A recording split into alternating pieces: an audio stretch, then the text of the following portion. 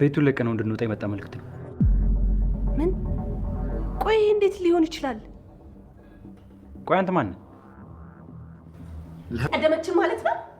ቤት ነው። ማንም ሰው እኔን ማስወጣት አይችልም።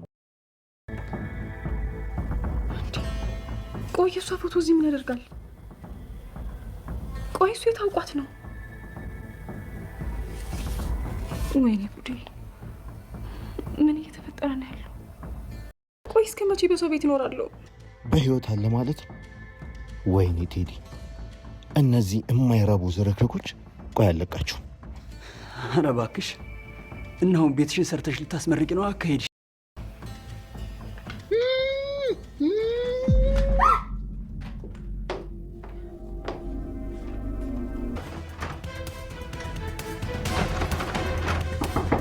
ሰው አለ እንደዚህ? ሌባ ላመሉ ዳቦ ይለሳል ይባላል ነገሩ። ህጻናትን እየሸጡ ያን ሁሉ ሚሊዮን ብር የሚያገኙበትን የህጻናት ሽያጭን እንዴት አድርጎ እርግፍ አድርጎ ትቶ በመሲ ፍቅር ምክንያት ወንጀሉን ይተዋል? ይህን ማን ያምናል? ቴዲ አሁንም ከሄለን ጋር እየሰራ እንደሆነ በይፋ ግልጽ ሆኖ ታየ። መሲ እዛ ክፍል የታፈነውን ሰውዬ ድምፅ ሰማች። ማን ያለው? መቼም እየቃዡ አይደለም፣ በህልሜ አይደለም፣ እውነት ነው። እዚህ ክፍል ያለ የሆነ ሰው አለ። ቴዲ ለእኔ ነው እንጂ ጥሩ ሰው የመሰለው ማንነቱን አልቀየረም። አሁንም ከሄለን ጋር እየሰራ ነው። ከባድ ወንጀሉን አላቆመም ስትል መሲ ነቅታበታለች። ሌዛን ፎቶ አንስቶ በቤት ያስቀመጣል። ምንድን ነው ይችን ልጅ አሁንም ሊያጠምዷት ነው? ለቤሉ ልንገረው እያለች ለቤሉ ስደውል ቤሉልን በራሱ ችግር ተውጧል።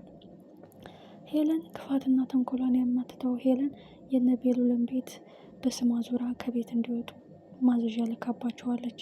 ሄለን አሁንም ክፋትና ተንኮሏ እንደቀጠለች ነው። ከፖሊስ እያመለጠች ከፖሊስ እየተደበቀች ብዙ ሚሊዮን ብር እየሰጠች አሁንም ስራዋ እንደቀጠለ ነው። እሷን የሚያጋልጣት ማን ነው? የመሲ ወንድም መኩ ቴዲ እንደዚህ እንዳደረገው አውቋል። ምክንያቱም ከዚህ ሁሉ ጀርባ ወንጀላቸው ክፋታቸው ስለምናውቅባቸው ነው። መሲንም የቴዲንም የሄለንን ሚስጥር ስለምታውቅ ነው አባብሎና በቂቤ ምላሱ አቅልጦ ወደ ቤቱ ያስገባት። አሁን መሲ የሰማችውን ያየችውን ምንም አይታ እንዳላየች ዝም ብላ መፍትሄ መፈለግ ነው ያለባት ብዬ ነው የማስበው። ምክንያቱም ከቴዲ ጋር ከተፋጠጠች ከባድ ጉዳትም ሊደርስባት ይችላል።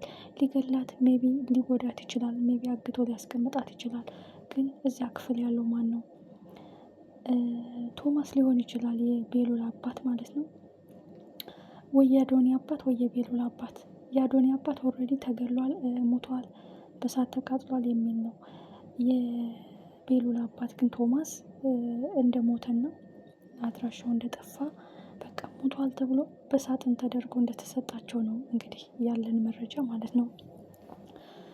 ስለዚህ ሄለንን ልቧን ለመስበር ሄለንን ቅስሟን ለመስበር ቶማስን እዛ ክፍል አግቶ አፍኖ አስቀምጦ ነገሮች ከተስተካከሉ ነገሮች ሁሉ መስመር ከያዙ በኋላ ከሄለን ያለውን ነገር ለመቀማት ግዴታ ቶማስን በህይወት ማስቀመጥ ያለበት ይመስለኛል ቴዲ። ስለዚህ ሄለን እሷን ለመበቀል ምክንያቱም እሱን ክዳው እሱን እንደ ቆሻሻ አጨማልቃ ተፍታ ጥላው ሂዳ ከቶማስ ጋር እንደነበረች ትልቅ በቀል አለበት ቴዲ። ግን ቴዲ አሁን በሴቶች ቁማር እየተጫወተ ነው ማለት ነው። በጣም የሚያሳዝነውና የሚወጋው ልብ የሚሰብረው ጉዳይ የመሲ ጉዳይ ነው። አምኜ ወድጄ ብመጣ እንደዚህ አደረከኝ። ልጅነቴን አልኖርኩም፣ ያልተኖረ ልጅነት ነው ያለው የኔ ህይወት። እባክህን አትተወኝ፣ እባክህን አትጉዳኝ። የማይመለስ ጥያቄ። የቴዲ ትክክለኛ ማስኩ አልተገለጸላትም። በፊት የምታውቀው ቴዲ አደገኛ ወንጀለኛ፣ ሰዎችን የሚገሉ ብዙ ንጹሐንን የሚገሉ የብዙ ንጹሐን ደም ያለበት ብዙ ከባባድ ወንጀሎችን አሁንም እየሰራ እንደሆነ ገና በደንብ አላወቀችም መሲ። ለአንቺ ፍቅር ታውኩኝ፣ በአንቺ ምክንያት ተቀየርኩኝ፣ በአንቺ ምክንያት ተለወጥኩኝ፣ አንቺ ለወጥሽኝ፣ መልካም ሰው አደረግሽኝ። ሄለንን መጉዳት ሄለንን መበቀል እፈልጋለሁ መሲ፣ አንቺ ለእኔ ስጦታዬ ነሽ እያለ በቂቤ ምላሱ ሲያጋልጣት የነበረው ቴዲ በስተመጨረሻ እውነታው ሊገለጽ ሀቁ ሊፈነዳ ጫፍ ደርሷል። መሲ የሰማችውን ነገር ዝም ብላ ነገሮችን በጥሞና መከታተል፣ የሰማችውን መረጃ ደግሞ ለቤሉል ብትነግረው የተሻለ ይሆናል ብዬ አስባለሁ። ትልቁ ጉዳይ ሄለን የነ ቤሉልን ቤት ወስዳ ከቤት እንዲወጡ ማዘዣ ወረቀት ከፍርድ ቤት ልካባቸዋለች። ቤሉል የእናቴ ቤት ነው፣ እናቴ ከመሞቷ በፊት ይህ ቤት ለእኔ ብላ የተወችልኝ የእናቴ ማስታወሻ፣ የእናቴ ሁሉም ትውስታ ያለበት ቤት ነው ይህ ቤት ሲል እንግዲህ ማን በህይወት ኑሮ ማን ሞቶ ይኖራል እናያለን፣ እስከ ጥግ እፋልማታለሁ፣ ክፋትና ተንኮሏን አላቆም ብላለች በማለት ወደ ኤልሹ ክፍል ሄዷል ማለት ነው። ኤልሹ እንግዲህ ገና የእናቷን ጉድ አላወቀችም። ከአደገኛ ወንጀለኝነት ጀርባ የእሷን ማንነት እንደሰረቀቻት ያልሆነችውን የቶማስ ልጅ ነሽ፣ ያልሆነችውን የቤሉል እህት ነሽ ያለቻት ብዙ ህይወቷን ያዘባረቀችባት የእናቷን ጉድ ስትሰማ እንዴት ልቧ እንደሚሰበር መገመት ይከብዳል። ብዙ ህጻናትን እየሸጡ ብዙ ህጻናትን ከሀገር እያስወጡ ብዙ ሚሊዮን ብር የሚያገኙት አሁን መጨረሻቸው ምን ይሆን? እንደኔ ሀሳብ አሁን ቤሉል መኩ አዶኒ አብረው ቢሰሩ አሪፍ ነው። ምክንያቱም አዶኒም የአባቱን ገዳይ ለማግኘት ለብቻው እየታከረ ነው። ሄለንም እሷ ጉዳዩን ጨራርሳ ከሀገር ለመውጣት ከኢትዮጵያ ለመውጣት በቃ ከፖሊስ ተሳዳጅነት ለመውጣት እየተጣደፈች ነው። ስለዚህ አሁን ትልቁ ቁልፍ ያለው ቤሉል ጋር ነው። ቤሉል በኤልሹ አማካኝነት ሁሉንም ማምጣት ሁሉንም ነገር ማፍረጥ ይችላል። አሁን ኤልሹ አንቺ የኔ እናት አይደለሽም፣ ከአጠገቤ ላይሽም ልሰማሽም አልፈልግም፣ ይህ ሁሉ ወንጀለኛና አደገኛ መሆንሽን አላውቅም ነበረ። እማዬ ለአንቺ እከራከርልሽ ነበረ፣ አባቴ ሲሞት አንቺ ያለሽኝ ወንድም ያለሽኝ እያልኩ ነበረ።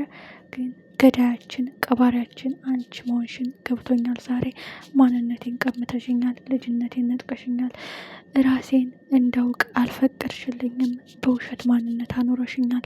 አንቺ በፍጹም የኔ እናት አይደለሽም ብላ ልትከዳትና ከሷ ልትርቅ ቤሉል የሚላት ልትሰማ ትችላለች።